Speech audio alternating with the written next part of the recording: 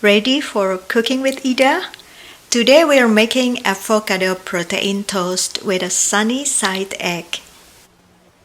What you need is protein toast, avocado, iceberg lettuce, spring onion, or you can replace with parsley, lime slices, 1 egg and salt,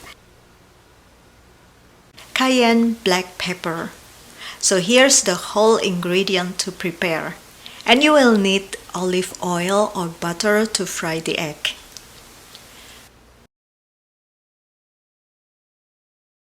First, for preparation, cut the avocado into cubes and chop spring onion leaves. Leave aside. Prepare a frying pan with a bit of butter. Grill the toast for 1 minute, turning both sides, and put aside. On the same pan, heat a little olive oil or butter as you wish. Crack in 1 egg and fry it sunny side up.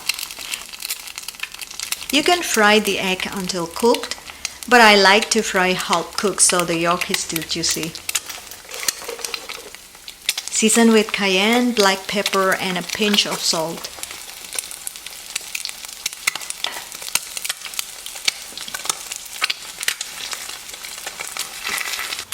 Place the toast bread on a plate, mash and spread the avocado evenly with a fork.